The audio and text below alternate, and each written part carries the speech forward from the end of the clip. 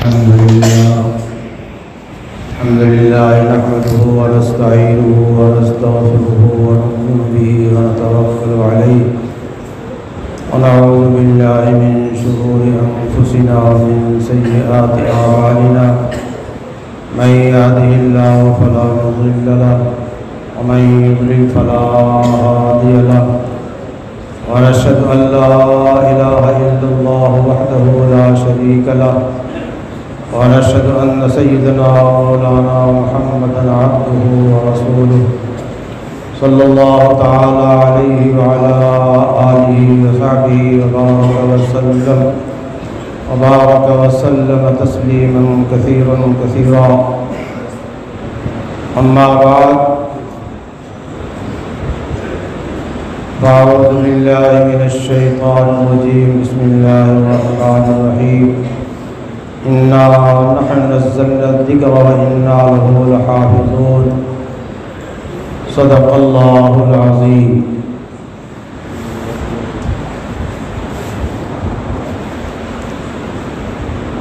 آج کا یہ اجتماع ہمارا اور آپ کا اکٹھا ہونا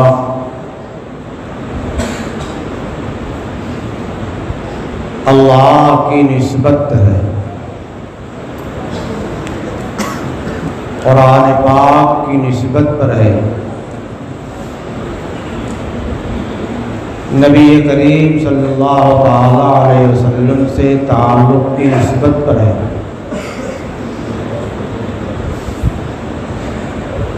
اور یہ مجمع اللہ تعالیٰ کو بہت پسند ہے. بہت سی چیزیں ایسی ہوتی ہیں جو نظر نہیں آتی اور کسی چیز کے وجود کے لیے اس کا نظر آنا ضروری نہیں ہے.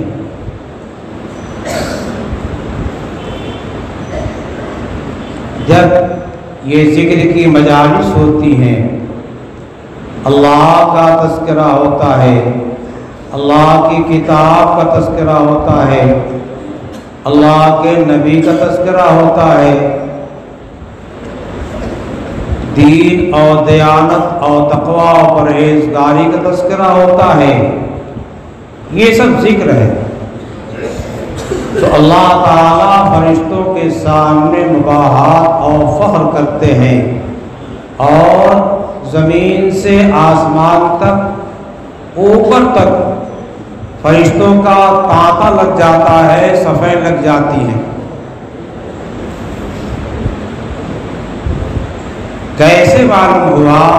نبی پاک محمد رسول اللہ صلی اللہ علیہ وسلم نے ارشاد فرمایا.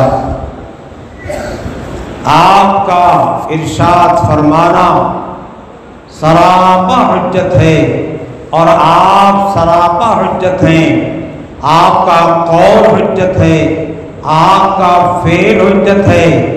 آپ کسی کام کو ہوتے ہوئے دیکھیں اور نکیر نہ فرمائیں، یہ بھی حجت ہے.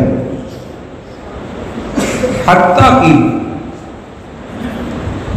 صحابہ کرام کا وہ عمل، وہ قول، صحابہ کرام کی وہ باتیں کہہ لیجئے جو غیر معقول ہیں، وہ بھی حجت ہے.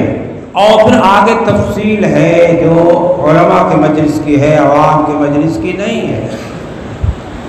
نبی کریم صلی اللہ تعالی علیہ وسلم کا چلنا پھرنا، اٹھنا بیٹھنا، کھانا پینا، کسی سے بات کرنا، سفر میں جانا، حضر میں رہنا، بیویوں کے پاس جانا، دوستوں کے پاس جانا، اور ایک ایک عمل جو ہے وہ سارا کا سارا حجت ہے. اور ایک ایک عمل ہم کو نبی پاک صلی اللہ علیہ وسلم نے کر کے اور بہت ساری باتیں بیان فرما کر کے دین کا ایک نقشہ قائم کر دیا، دیانت کا ایک نقشہ قائم کر دیا، تقوی کا ایک نقشہ قائم کر دیا، اللہ تعالیٰ کے ساتھ تعلق و محبت کا ایک نقشہ بیان فرما دیا۔ قرآن کریم میں جو باتیں اجمال کے طور پر بیان کی گئی تھیں، نبی کریم صلی اللہ علیہ وسلم نے اپنی زندگی میں ان تمام باتوں کی تفسیر کر دیا، اسے واضح فرما دیا۔ اللہ تعالیٰ نے ارشاد فرمایا وَأَنزَلْنَا إِلَيْكَ الذِّكْرَ لِتُبَيِّنَ لِلنَّاسِ، قرآن ہم نے آپ پہ نازل کیا ہے اور اس کی وضاحت اور تفسیر کی ذمہ داری بھی آپ کو دیا ہے۔ اس لیے محمد رسول اللہ صلی اللہ علیہ وسلم جو بات فرما دیں، جو عمل آپ کریں، بشرطے کی دلائل کے ذریعے سے محمد رسول اللہ صلی اللہ علیہ وسلم کی خصوصیت کا ثابت ہو جائے، وہ سب ہمارے واسطے لائق عمل ہے۔ نبی کریم صلی اللہ علیہ وسلم نے دین کو ایسی تفصیل کے ساتھ بیان فرما دیا کہ آپ کی زندگی میں جب آپ حجۃ الوداع میں تشریف لے جا رہے ہیں، قرآن کریم کی آیت کریمہ نازل ہو رہی ہے، اليوم اکملت لکم دینکم واتممت علیکم نعمتی ورضیت لکم الاسلام دینا۔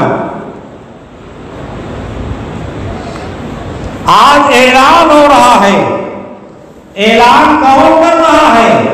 باری تعالیٰ شاہ اعلان کر رہے ہیں، اللہ تعالیٰ جبرائیل کو بھیج کے اعلان کر رہے ہیں کہ آج دین کو ہم نے مکمل کر دیا، کامل کر دیا، دین میں کوئی کمی نہیں رہ گئی۔ قرآن نازل ہوا، محمد رسول اللہ صلی اللہ علیہ وسلم کی 23 سالہ زندگی پوری ہو رہی ہے نبوت و رسالت کی۔ تھوڑے دنوں میں آپ پردہ فرمانے والے ہیں، اعلان کر دیا اليوم اکملت لکم دینکم، کامل کر دیا دین کو۔ ہمیں دین کے بارے میں، دیانت کے بارے میں، تقوی کے بارے میں، کسی چیز کے بارے میں کسی اور سے نہیں لینا ہے، ہمیں کسی اور کی احتیاج نہیں ہے۔ ہم محتاج ہیں کسی قانون کے بارے میں، کسی شریعت کے بارے میں تو اللہ رب العالمین کے محتاج ہیں، کسی کے محتاج نہیں۔ اور اللہ رب العالمین نے ہماری اس احتیاج کو وابستہ کر دیا ہے انبیاء کرام کے ساتھ، اور اس زمانے میں محمد رسول اللہ صلی اللہ علیہ وسلم کے ساتھ ہماری تمام زندگی کے اصول اور ساری چیزیں وہاں سے ہم کو ملنے والی ہیں۔ کسی کا ہمیں طرز اور انداز لینے کی ضرورت نہیں ہے۔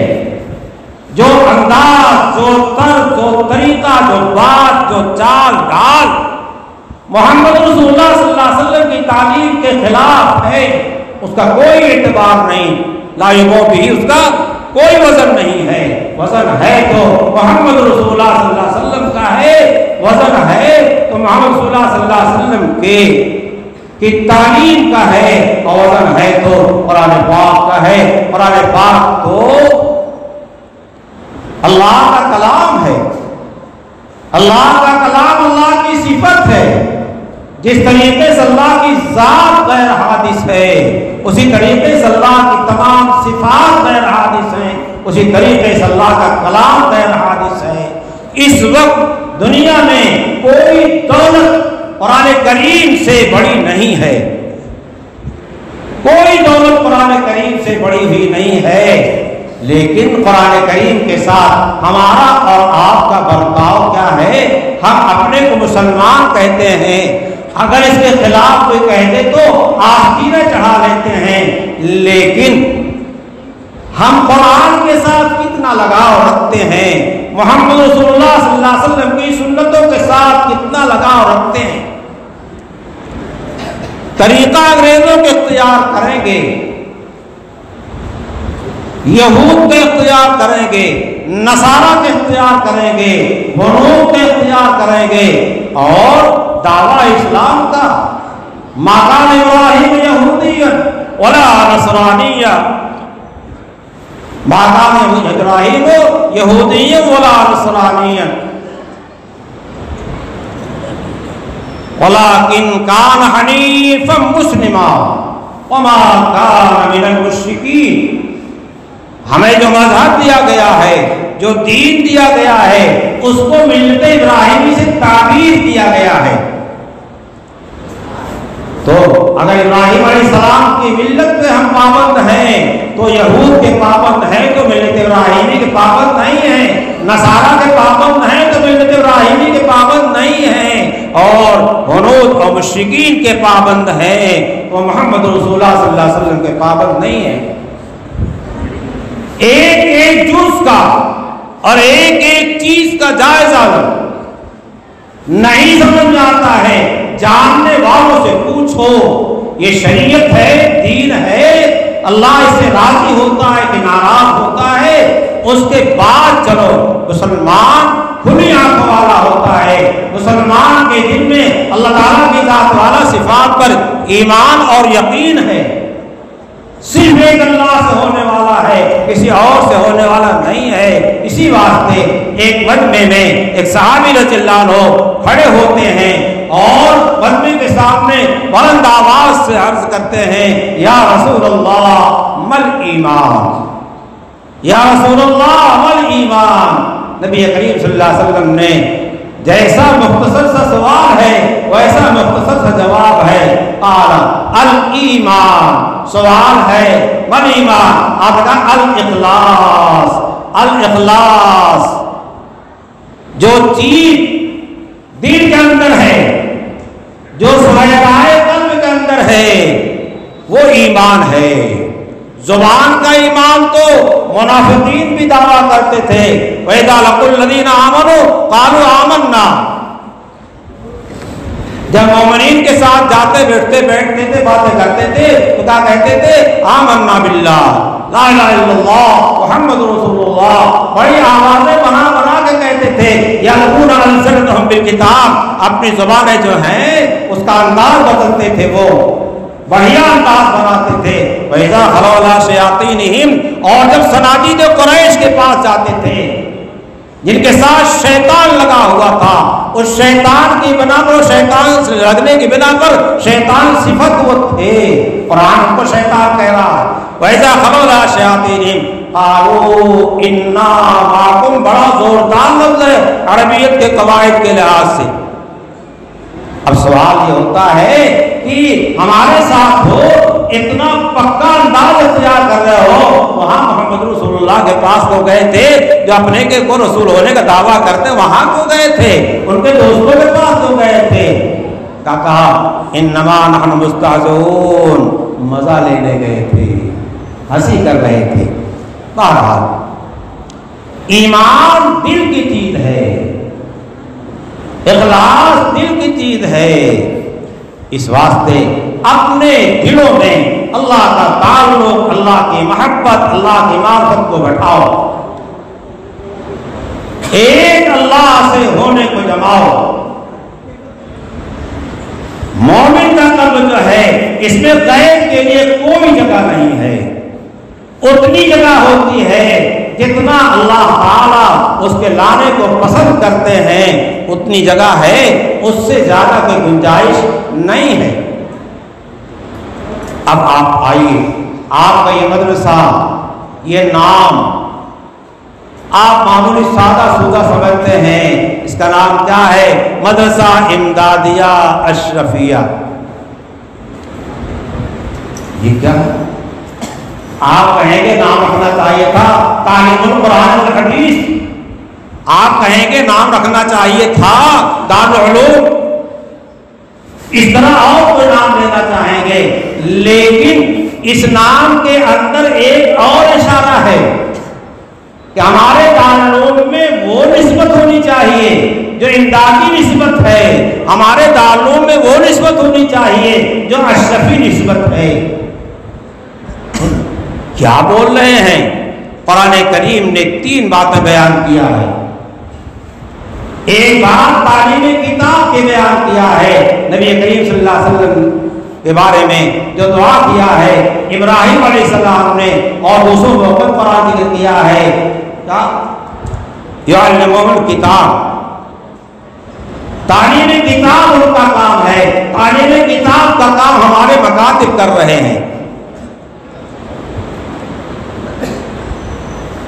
اور دوسرا کیا ہے، یعلمون الکتاب والحکمہ، کتاب و حکمت کی تعلیم دیتے ہیں۔ یہ ہمارے مدارس عربیہ جو قرآن کے الفاظ کے ساتھ قرآن کا ترجمہ بتاتے ہیں، حدیثیں پڑھاتے ہیں اور دین کا پورا نقشہ ہمارے سامنے لا کر کے رکھتے ہیں، یہ ہمارے دارالعلوم۔ لیکن ایک تیسری چیز ہے، وَيُزَكِّيهِمْ، نبی علیہ السلام کی بعثت کی جو دعا کیا ہے، اور جس سے معلوم ہوتا ہے کہ نبی کی بعثت کا مقصد کیا ہے، اس سے پتہ چلتا ہے ایک کام تعلیم کتاب کا ہے، الفاظ یاد کرانے کا ہے، تلاوت کتاب یتلو علیہم آیاتہ، ایک کتاب تلاوت کتاب کا ہے، ایک تعلیم کتاب حکمت کا ہے، اور ایک کام تزکیہ نفوس کا ہے۔ یہ نام اس تیسرے جز کی طرف رہنمائی کرتا ہے اور اس دوسرے جز کے واسطے ہمارے کان کھڑا کرتا ہے کہ کان کھولو، اور جب تک جو ہے تزکیہ نفوس کا باب قائم نہیں ہوگا، اور ہمارے یہاں تزکیہ نفوس کے واسطے خانقاہ ہیں یا ایسے انداز نہیں قائم ہوں گے یا یہی مدارس، تب تک جو ہے نبی کے بعثت کا مکمل مقصد پورا نہیں ہوگا۔ کیا کہتے صاحب، یہ صوفیہ یہ صوفیہ یہ صوفیہ یہ صوفیہ ہے، یہ تو کہنے والے ہمیشہ کہتے چلے آئے ہیں۔ جو نبی پاک صلی اللہ علیہ وسلم کو مجنون کہا جا سکتا ہے، دیوانہ کہا جا سکتا ہے، گلے پتھر مارے جا سکتے ہیں، ٹھٹھا کیا جا سکتا ہے، تو نبی کے شیطانیوں کے ساتھ کچھ تو ہوگا تاکہ نقل ہو جائے، کچھ نقل ہی صحیح۔ تزکیہ نفوس تو قرآن سے ثابت ہے، اور تفصیل حدیثوں میں، جیسے قرآن اجمال ہے، قرآن میں ورقعو و ذکر کیا گیا ہے۔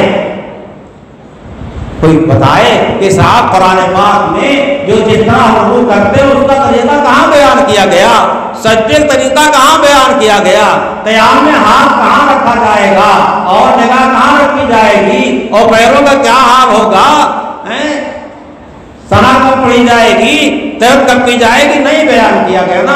نبی پاک صلی اللہ علیہ وسلم نے بیان کیا، جبرائیل علیہ السلام نے آ کے سکھایا، اور حضور پاک صلی اللہ علیہ وسلم نے تفصیل سے سارے احکامات بیان فرمائے۔ اس کے ساتھ ہمارے فقہاء رحمۃ اللہ علیہ اور محدثین رحمۃ اللہ علیہ نے ان حدیثوں سے مسائل نکالے، حضور کے ایک ایک چھوٹے چھوٹے جملے سے سینکڑوں مسائل نکالے۔ اگر یہ مسائل ہمارے فقہاء نہ نکالتے اور حدیثوں میں غور فکر کرتے، حدیث کے مطابق فیصلے نکالتے، تو پھر آج ہمارے پاس جو ہے عمل کرنے کے واسطے بڑی پریشانیاں لاحق ہوتی۔ جو لوگ فقہاء کو برا بھلا کہتے ہیں، ان کی برائیاں کرتے ہیں، انہیں ذرا سوچنا چاہیے اپنے عمل کے واسطے کہاں سے اتنی چیزیں لائیں گے۔ ہمارے حضرات نے انہی حدیث کے الفاظ سے، عبارت سے، اشارت سے اور دلالت سے کیسے کیسے نکالا ہے، اور نکال کر کے مسائل کو چھانٹ پھٹک کر کے جو ہے رکھ دی۔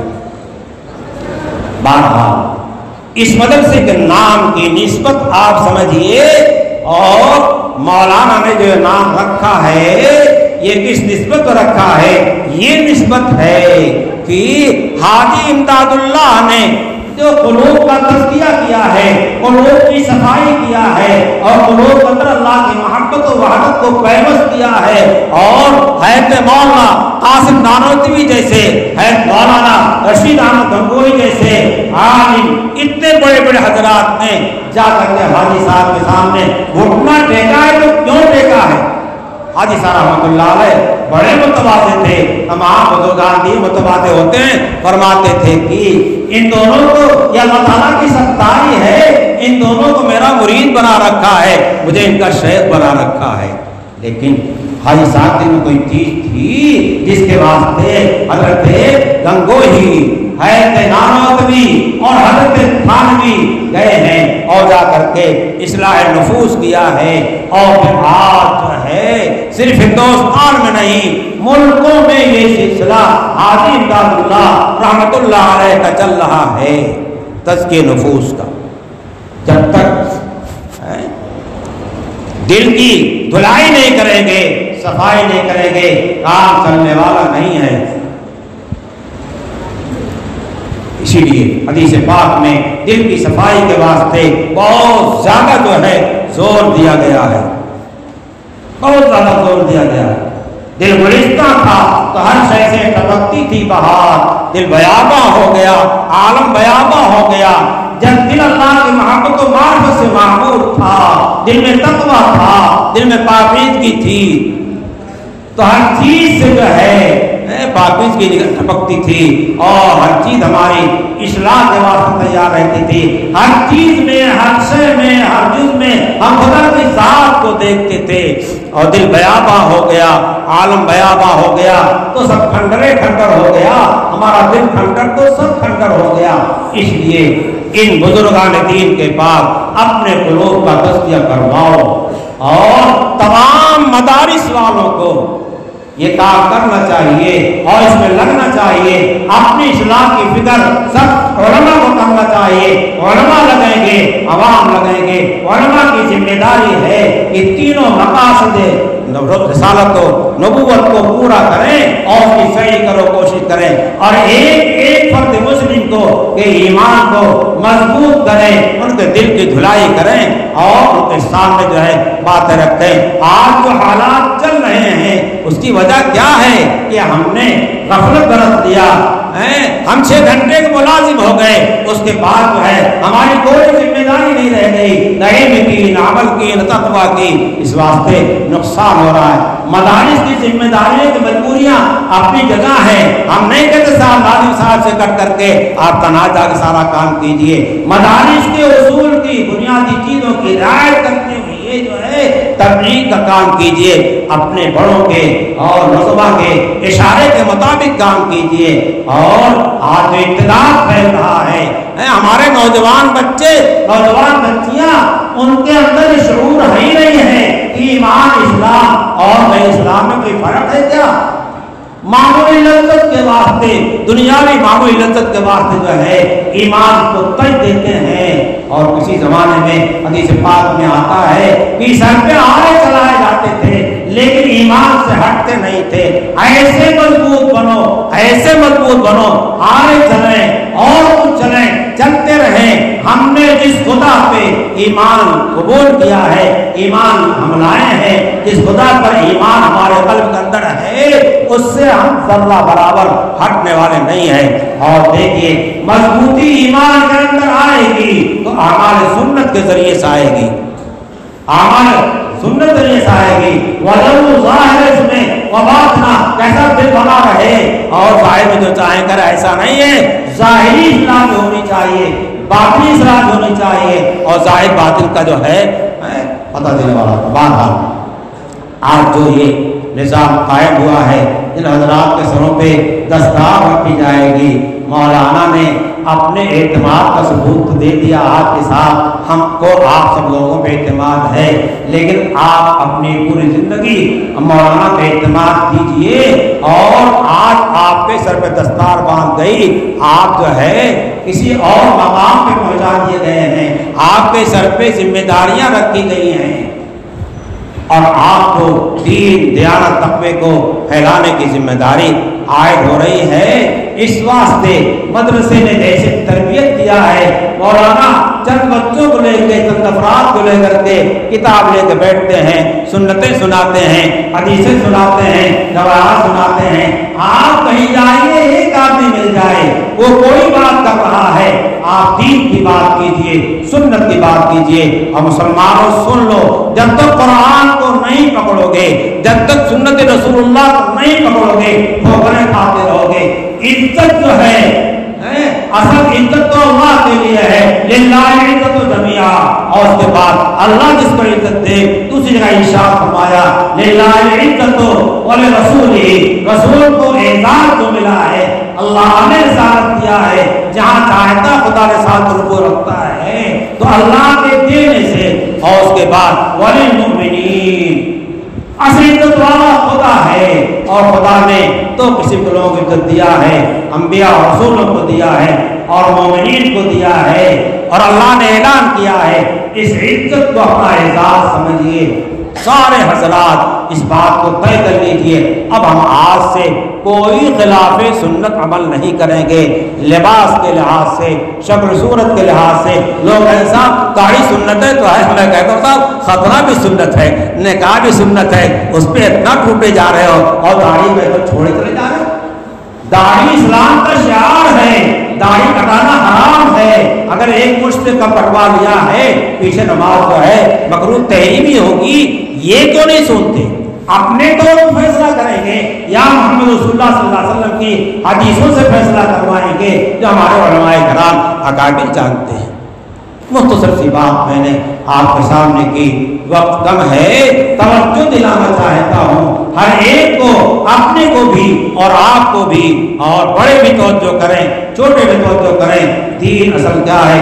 ان الدین عند اللہ اسلام، دین جو معتبر اسلام ہے، ومن یبتغ غیر الاسلام دینا فلن یقبل منہ، جو جتنا غیر دین غیر اسلام اختیار کرے گا اتنا اسلام سے ہٹے گا، دین سے ہٹے گا، خدا کے راستے سے ہٹے گا۔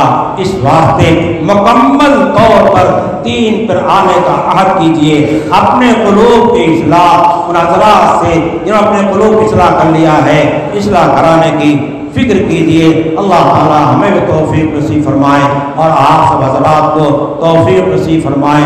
سبحان ربک رب العزت عما یصفون وسلام علی المرسلین، الحمد للہ رب العالمین۔